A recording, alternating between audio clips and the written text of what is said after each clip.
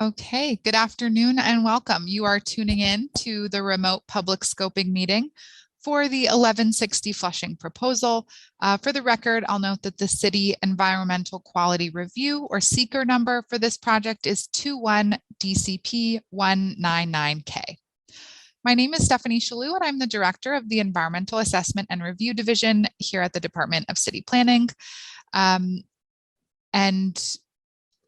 of our project managers, Luis Cafiero, will take over of this meeting if there are any technical difficulties on my end. We appreciate your patience as we continue to use this remote meeting format. First, I want to thank everyone for taking the time out of your day to attend this virtual meeting. And I also want to acknowledge that technology such as this Zoom that we're using isn't perfect, but it allows our critical environmental review and land use processes to proceed. I also want to emphasize that we'll hear from everyone who wishes to speak at this meeting, and the meeting will remain open until everyone who wishes to speak has done so. We also welcome written comments and testimony through 5 p.m. on Tuesday, July 5th, 2022, and we provide written comments the same close attention and consideration as comments provided live at this meeting. Next slide. Thank you. We'll now proceed to the public scoping meeting for the 1160 Flushing Avenue proposal. Again, for the record, the City Environmental Quality Review application number or CEQR number is 21DCP199K. Today's date is June 23rd, 2022, and the time is approximately 2:01 p.m. Next slide. Again, my name is Stephanie Shalou, and I'm the Director of the Environmental Assessment and Review Division of the Department of City Planning, and I'll be chairing today's scoping meeting. The Department of City Planning is acting on behalf of the City Planning Commission as lead agency for the project's environmental review. As lead agency, the department is responsible for overseeing the preparation and completion of the project's environmental impact statement, or EIS. Next slide. Joining me today are several of my colleagues from the Department of City Planning. Alex Sommer is the Deputy Director of the Department of City Planning's Brooklyn office. Karenza Wood is a team leader in the Brooklyn office. Luis Cafiero is a project manager for the proposal in the Environmental Assessment and Review Division, and Colin Lee is the project manager for the proposal in the department's Brooklyn office. I'll also mention that we're joined by several of our colleagues in the background that are helping this meeting run smoothly. Next slide. Together, we're here to receive your comments on the draft scope of work for the 1160 Flushing Avenue proposal. The draft scope of work identifies the subjects that will be analyzed during the upcoming draft environmental impact statement, or DEIS, and describes the methodologies that will be used in those analyses. I will note that the draft scope of work materials are posted on the Department of City Planning's website. Next slide. The purpose of today's scoping meeting is to allow public participation in the preparation of the DEIS at the earliest stage possible in the environmental review process. Specifically, scoping allows the public to help shape the DEIS before it is written. Toward that end, the department, as lead agency, will receive verbal testimony on the draft scope of work from elected officials, government agencies, and members of the general public.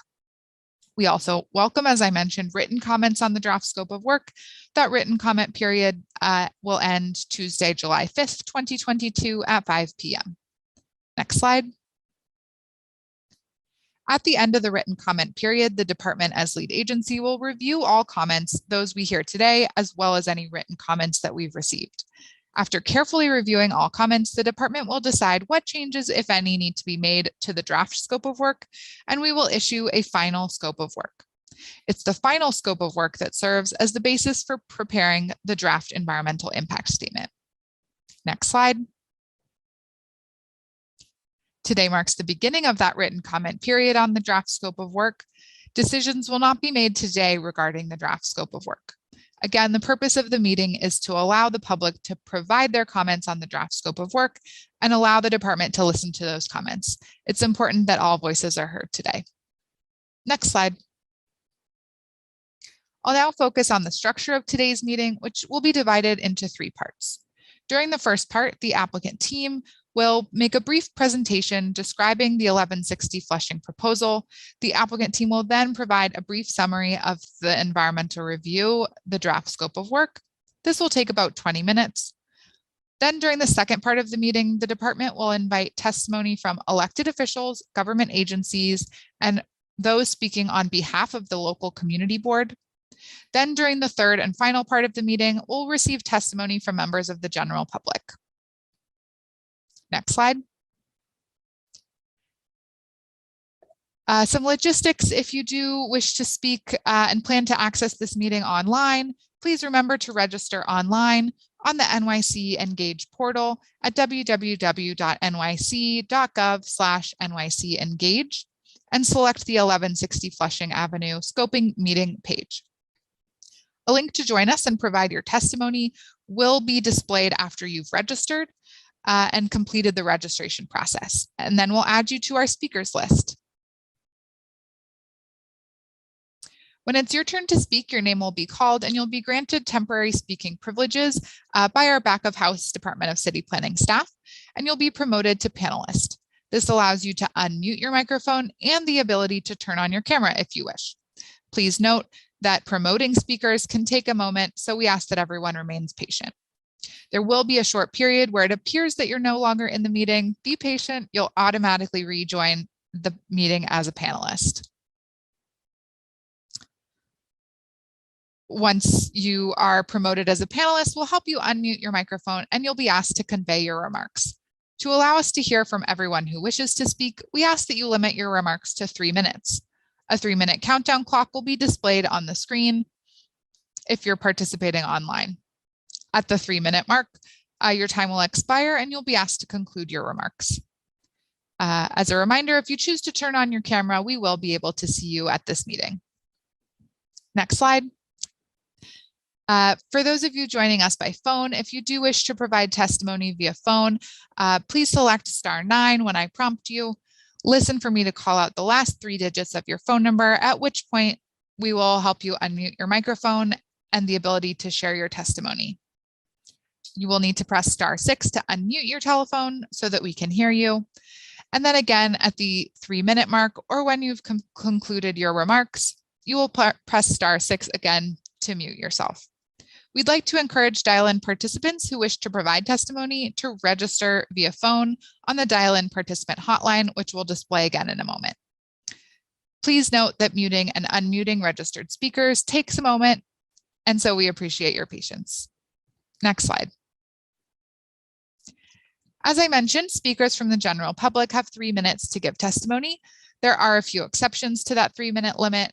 Elected officials, for example, are given the courtesy of jumping to the front of the queue and are not limited to 3 minutes.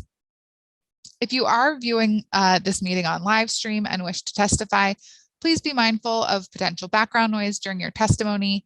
Make sure that the live stream is muted when you begin to avoid hearing an echo. Again, if you are wishing to register to speak, you still must do so on the NYC Engage portal. Next slide. If you wish to submit written testimony, it can be provided to the Department of City Planning. Our mailing address is here, 120 Broadway, 31st floor, New York, New York, 10271. Attention to me, Stephanie Shalhoub, Director of the Environmental Assessment and Review Division. You can also submit comments on this project's environmental review via email to the address displayed here, 21DCP199K_DL@planning.nyc.gov. This information can also be found on the NYC Engage portal and on the Department of City Planning's website. As a reminder, we will accept comments through 5 p.m. on Tuesday, July 5th, 2022. Next slide. If you missed any instructions on how to participate, please visit www.nyc.gov/NYC-engage for instructions on how to provide testimony. We'll now move on to the first part of our meeting, where the applicant will present an overview of the proposed project. This presentation will be followed by the environmental consultant, who will summarize the draft scope of work. I'll now turn it over to that applicant team. Welcome. Hello, good afternoon. My name is Eric Palatnik. I would like to thank you very much for giving us the time to present today. We're here today to discuss a rezoning proposal affecting 1160 Flushing Avenue. The rezoning proposal would facilitate a 9-story mixed-use building with commercial and industrial uses proposed by 1160 Flushing Avenue LLC, which is the applicant. It's a partnership between Totem Development and Evergreen. Next slide, please. Totem is a real estate development firm that specializes in community-driven projects, innovating design. They built intentional, inclusive developments focused on 4 key pillars you can see here on the right-hand side of the screen, including affordability, economic mobility, innovative partnerships, and regenerative design. Evergreen is a phenomenal not-for-profit. They manage North Brooklyn Business Industrial Zones and the North Brooklyn Empire Zones. Through the New York City Business Industrial Zone program, Evergreen is responsible for meeting the business service needs of more than 10,000 industrial businesses in Northern Brooklyn. Next slide, please. Can you go to the next slide, please? This slide shows you the location of the property, which I'm sure many of you on this call are familiar with. The project is located in the Bushwick neighborhood of Brooklyn. It's located on the south side of Flushing Avenue between Irving and Wyckoff. It's located within Community District 4. Flushing Avenue is a notable arterial highway. It travels in a diagonal direction in the northeast and the southwest direction, and it connects Bushwick with Queens. The surrounding area is generally defined by Cypress Avenue to the north, Johnson Avenue and Varick Avenue to the west, and Irving Avenue to the south. The development site itself, which sits at 1160 Flushing Avenue, consists of block 3167 and 2 lots, lots 18 and 24. It's located approximately in the middle of the block, and we'll show you that in a few more slides. The project itself adds 4 more lots to it, which extends towards Jefferson and the subway station, which are not applicant controlled. And as I just mentioned, the Jefferson Street subway station, which is an L stop, is located directly adjacent to the project area. You can go to the next slide, please. This slide shows you what the action is that we're requesting. You can see the areas defined in red that I just described. The proposed action consists of a zoning map amendment from an M11 to an M15 district. The M15 district will be mapped along the northern portion of the block. You can see that here, closer to Jefferson, and it would be about 250 feet from Irving Avenue. The proposed action is intended to facilitate commercial, light manufacturing, industrial density at this location, which when you look at the pictures, you'll see is a very key location along Flushing Avenue. And as I mentioned earlier, adjacent to the Jefferson Street subway station. The new M15 would not facilitate any new uses in the location, meaning that the M11 district that's there now allows for a certain range of use groups, and we will continue on with that in the M15, but allows for the density of the project to be increased from the current, which is a 1.0 FAR, to a 5.0, and it eliminates the parking requirements for most uses. The increased density would create new businesses, allow businesses to grow, and really create business opportunities close to where people live. And you can see that on the map around here. Next slide, please. Next slide is an aerial view of the property. And while that's loading, you can see here, it gives you everything I just described to you now. You can sort of dial into it and see clearly. It outlines the project in greater detail. The surrounding area, as you can see here, is characterized by a wide array of industrial, commercial, and residential uses with all different building types. The area that's immediately around us is a manufacturing zoning district, and that's what the surrounding land uses depict. Residential uses are common to the blocks on the south of the site, including immediately south of Irving Avenue. You can see it here, and that's the residential core at the bottom of your screen. You can see it, and that's the residential core of Bushwick. Next slide, please. This slide shows you a little more detail on the project area and brings you in from an architectural perspective. It shows you the tax lot, and as you can see, the development site is limited to the area that's in red. That's 2 lots, lots 18 and 24, comprised. They equate to about 38,000, a little shy of 38,000 square feet of lot area. They have about 221 feet of frontage on Flushing Avenue. And what's important to note about the development site is it extends all the way back. It's a through lot to Jefferson Street, where it also has 216 feet of frontage. Lot 18 is the part of the subject development site, is currently occupied by a single-story warehouse, whereas the adjacent lot is vacant. and that's part of the development site. The remainder of the block, which you can see in the other two lots there, which extends towards Jefferson, includes sites that are not applicant controlled and is a warehouse as well as a building that's just been rehabilitated and redeveloped for light commercial and local retail. Next slide, please. Slides 8 and 9, which we'll just show you very quick, and then I'll let Tucker take over. You can see this development site from both Flushing Avenue and Jefferson Avenue. As I mentioned to you a moment ago, it's a one-story warehouse. It's really nothing to look at other than a typical 50, 60, 70-year-old warehouse. If you go to slide 9, slide 9 is emblematic of the neighborhood. You can see the different building types and typologies are quite diverse, and we think that the proposed building will fit squarely within that. So I'll let Tucker read, and now we'll present to you the next few slides. Tucker. Thanks, Eric. Next slide, please.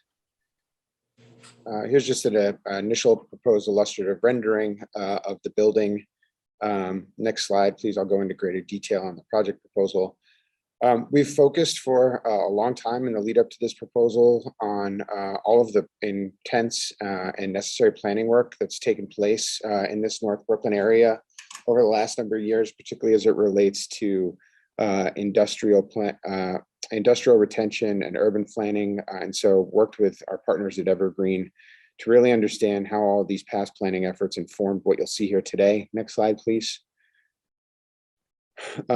Which is an opportunity to create a fairly underutilized industrial site and bring it to life with renewed industrial uses, retail uses, and commercial uses above to help cross-subsidize the industrial use on site.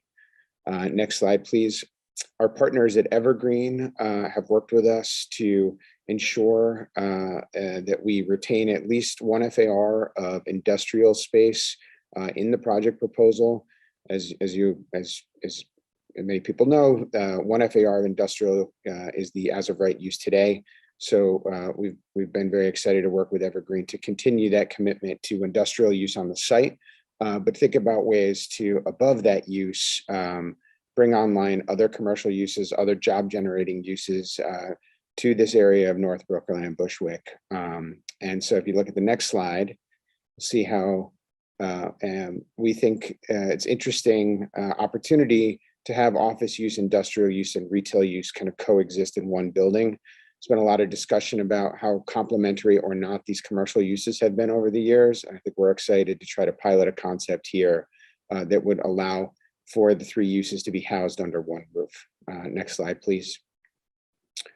And we're also excited about the kind of hopefully contextually respectful design materiality that the building is envisioning incorporating such a vibrant area of Bushwick, and we're excited to have this building go from an empty warehouse to something that could really add to the neighborhood, the rich neighborhood context. Next slide. So here you start to see how all of those uses could stack together. The retail use on the ground floor is illustrated in pink. There's actually an alleyway that goes between Jefferson Street and Flushing Avenue. Today, our proposal would be to reintroduce that pedestrian alleyway as a pedestrian access point for the neighborhood. It's been gated off for many, many years.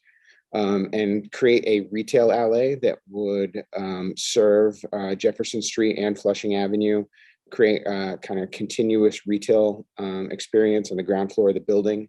And then as we move up into the building, you see how the light industrial and retail uses could potentially blend on a second floor.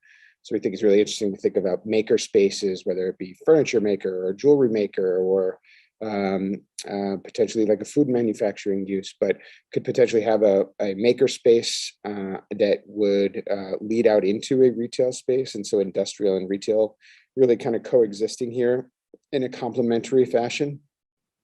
And then as we move higher up in the building, you can see how a floor of industrial, completely devoted to industrial, and then above that, a balance of commercial uses, again, likely in the kind of maker type of production. So either maybe architectural studios, maybe podcast studios, but hopefully job generating uses for the neighborhood. Next slide, please.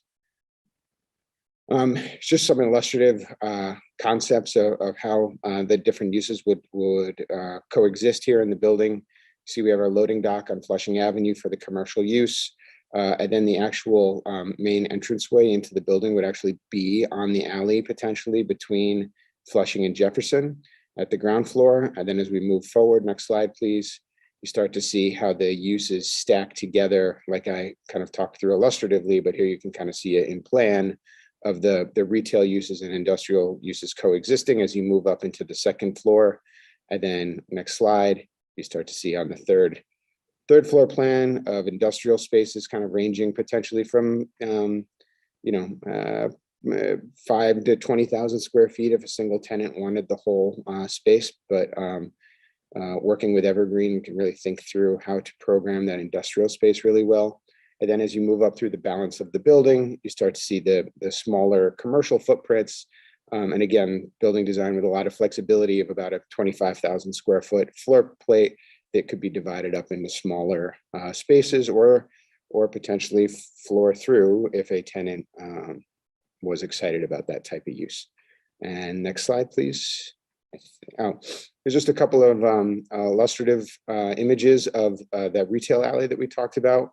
We're really excited again to work with Evergreen on programming this with local Bushwick and wider Brooklyn type small businesses. The next slide, you start to see how our architectural team, next slide, please, how our architectural team looked at precedents from around the country and in other parts of Brooklyn about this alley concept. And it's about a 20-foot wide pedestrian corridor to connect the two sides of the building, but could potentially create a very vibrant retail scene here. Next slide, please. And now I am going to turn it over to Jason Diaz to talk through the balance of the presentation. Thanks. Thanks, Tucker. Good afternoon, everyone. My name is Jason Diaz, and I'm from Philip Beeben Associates, and we are serving as the environmental consultants for the 1160 Flushing Avenue rezoning project. I'm going to spend the remainder of the presentation giving a brief overview of the draft scope of work, which provides the framework for how the draft environmental impact statement for the 1160 Flushing Avenue rezoning will be prepared. Next slide, please. Next slide, please. Next slide, sorry. Thank you. The draft environmental impact statement, also referred to as the draft EIS, will be consistent with the guidance of the latest version of the City Environmental Quality Review Technical Manual, also referred to as the CEQR Technical Manual. The CEQR Technical Manual is the standard guidance document for environmental analysis and review in the City of New York. CEQR is a disclosure process by which decision makers evaluate the potential environmental consequences before approving a discretionary action. CEQR compares the future condition absent the proposed action, or the no action condition, to the future condition with the proposed action, otherwise known as the with action condition, through a reasonable worst case development scenario. The EIS will analyze the incremental changes that could reasonably be expected to occur if the proposed action is adopted. Any public comments received during the scoping commenting period will be incorporated into a final scope of work, and then a draft EIS will then be prepared in accordance with the final scope of work, which will then be published for public review and comment. Once published, a public hearing will be held on the draft EIS in which all comments received during the hearing will be incorporated into the final EIS. Next slide, please. As detailed in the draft scope of work, a reasonable worst case development scenario was established for the 2027 analysis year. In the no action condition, it is anticipated that the on-site conditions would remain unchanged from existing conditions, with exception to the applicant-owned development site, which is conservatively assumed to be converted and reoccupied with commercial retail uses in the future, absent the proposed action. In the with action condition, it is assumed the applicant-owned development site will be redeveloped as described by Tucker earlier in the presentation. Additionally, it is assumed that lots 29 and 40, both of which are non-applicant owned and would be included within the proposed rezoning area, would each be redeveloped in the future with approval of the proposed action. Lot 29, or otherwise known as projected development site 2, would be redeveloped with a 6-story predominantly commercial office building with ground floor retail, and lot 40, or projected development site 3, would be redeveloped with a 5-story predominantly commercial office building with ground floor retail as well. Using criteria outlined in the 2021 CEQR technical manual, the EIS will determine if significant adverse impacts would occur. Next slide, please.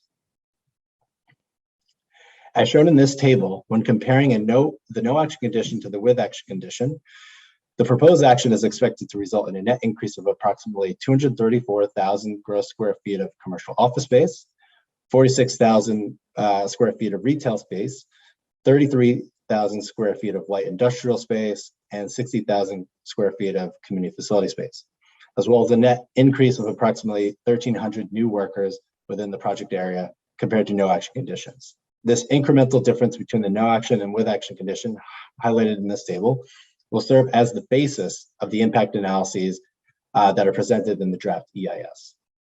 Next slide, please. As detailed in the draft scope of work, the proposed action requires consideration of several technical areas, including land use zoning and public policy, transportation, air quality, noise, public health, and neighborhood character. I will take this time to briefly discuss one of the key areas of the EIS, which is transportation. The EIS will summarize the findings of the preliminary transportation screening assessments, which include a level 1 trip generation assessment and a level 2 trip assignment analysis. And it will identify specific locations where the incremental increase in demand may potentially exceed CEQR technical manual analysis thresholds and therefore require detailed quantitative analyses. Based on the preliminary travel demand forecast presented in the EIS, transportation planning factors memorandum, and draft scope of work, the anticipated level of new transportation demand generated by the proposed action is expected to result in significant adverse impacts to traffic conditions in the vicinity of the project area. And therefore, a detailed traffic analysis is warranted and will be included in the EIS. In addition, as the level 2 screening thresholds were exceeded, detailed transit, pedestrian, parking, and street user safety analyses will also be included in the EIS as well.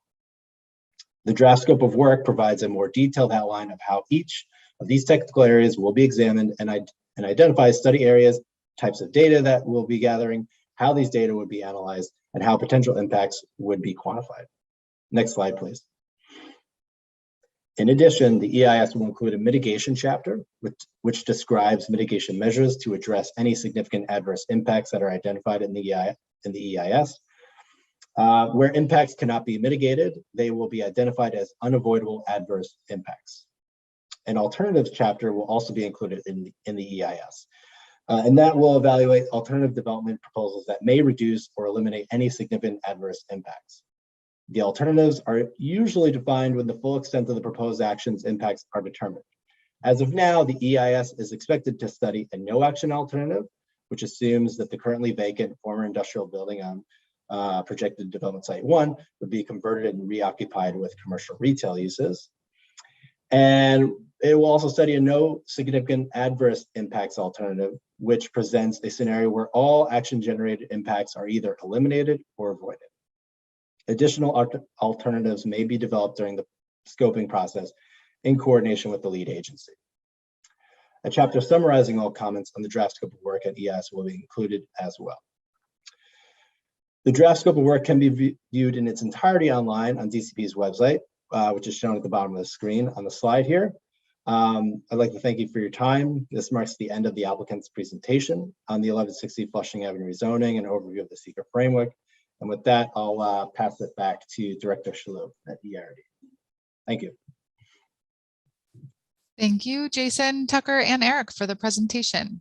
Next slide. And yes, perfect. We will now move on to the part 2 of the meeting, where we will hear testimony from elected officials, community board leaders, and government agencies. When it is your turn to speak, your name will be called, you'll be promoted to panelist, and you will be able to unmute your microphone and turn on your camera if you wish. Again, as a reminder, there is a short period where it appears you're no longer in the meeting. You will automatically rejoin as a panelist, so be patient. If anyone experiences technical issues that prevent you from sharing your testimony today, we'll take a pause, allow you to attempt to work it out and move on to the next speaker to allow troubleshooting to happen in the background, and we'll call your name again after we've had a chance to resolve any technical issues. Again, we do have how-to guides on the NYC Engage page for assistance. You can also call the numbers at this on this screen, the toll-free numbers, the first one being 877-853-5247. And when prompted for a meeting ID, dial 618-237-7396. When asked for a password, the meeting is 1. Again, this is a dial-in participant hotline that can allow you to work through any troubleshooting technology issues in the background.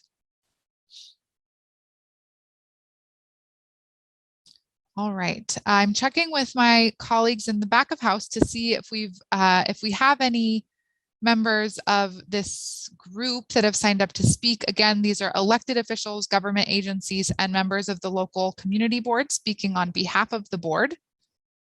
It appears that we do not have any speakers signed up to speak in this group. So we'll now proceed to part 3 of the public scoping meeting, where members of the general public may speak on this matter for up to 3 minutes. Again, we'll display that on the screen, and the same rules of engagement apply. So we will move on to our registered speakers. All right, our first registered speaker today is Leah Archibald. Leah will promote you to a panelist and give you the opportunity to present your testimony.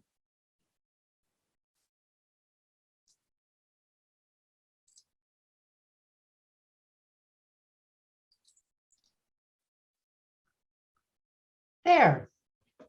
Hello, welcome. Hi, thanks for having me. So I'm Leah Archibald. I'm the executive director of Evergreen, and we're the local development corporation that works with businesses here in industrial North Brooklyn to help them grow so we can keep working class jobs in our community. And I'm here testifying in support of the 1160 Flushing rezoning.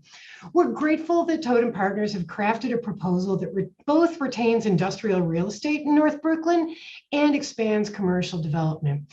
Evergreen has been contracted to advise Totem regarding the manufacturing portion of the development. This is an unusual arrangement for Evergreen.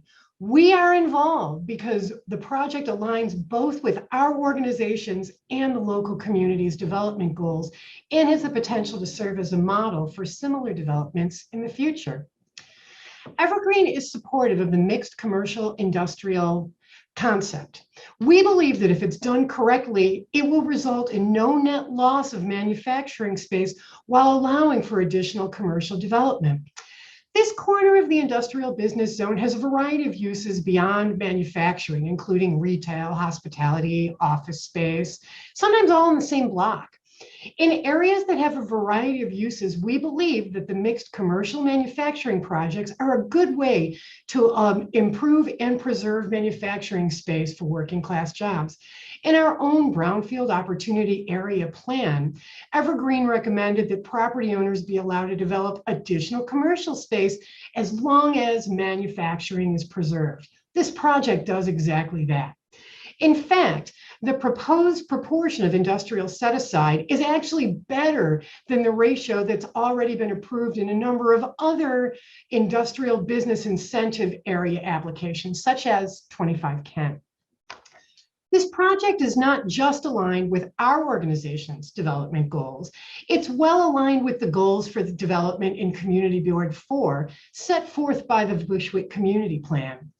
The proposed zoning aligns with their recommendations for development in manufacturing zones, including preserving Flushing Avenue as an industrial corridor, updating outdated parking regulations, and increasing density from the current 1 FAR to incentivize mixed industrial commercial development. We're particularly glad to have an innovative proposal that aligns both with our organization's mission and goals, as well as those set forth by the community. We're excited to see it come to fruition and hope that this project will serve as a successful, replicable model for creative and equitable development in New York City and beyond. Thank you. Thank you very much for your testimony and for being here today. All right. I'm going to check if we have any attendees who have joined by phone to give them the opportunity. Does not look like we have any members who have joined by phone. I am checking in with our back of house to see if we have any more registered speakers.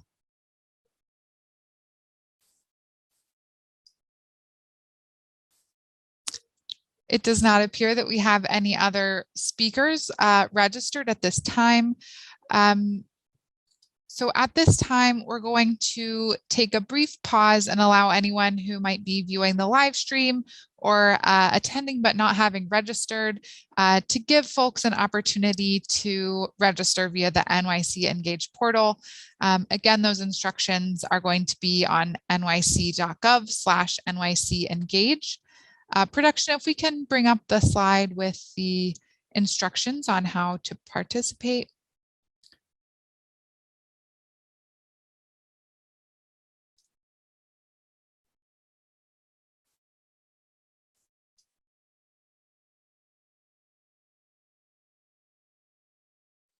Great, thank you. Again, so we will allow anyone who's joined who hasn't yet spoken a chance to register. So we will wait a few minutes, approximately 5 minutes, for members of the public to complete the registration process if they haven't already done so. So we'll reconvene about 2:41 to see if anyone else has registered to speak. Thank you for your patience, and we'll see you back here in a few minutes.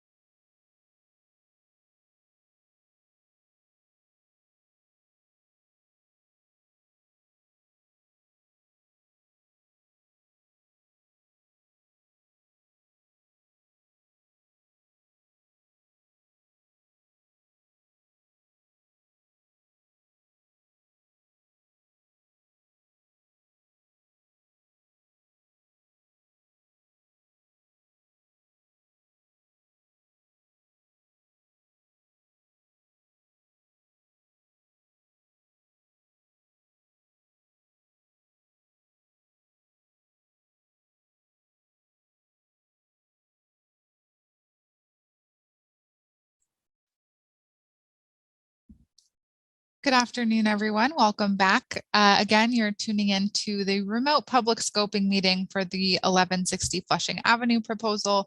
Again, for the record, CEQR number is 21DCP199K.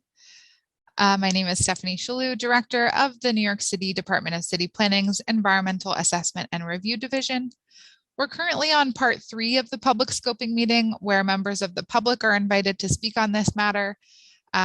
We have checked to see if any additional speakers had signed up during our break, and we did not have any additional speakers either on Zoom or joining us by phone.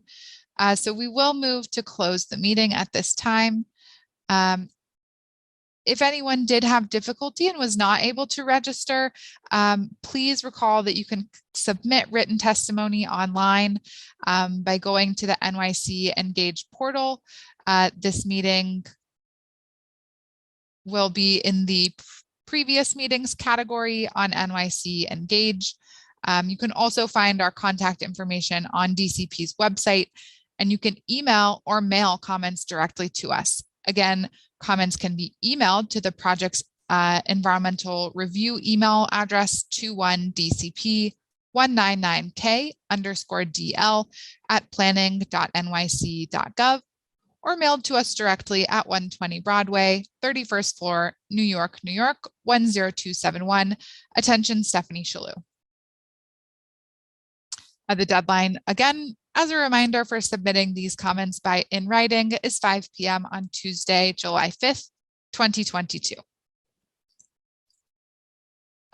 With that, the time is approximately 2:43 p.m. and this public scoping meeting is now closed. Thank you all for joining us this afternoon and hope you have a lovely evening. Thank you.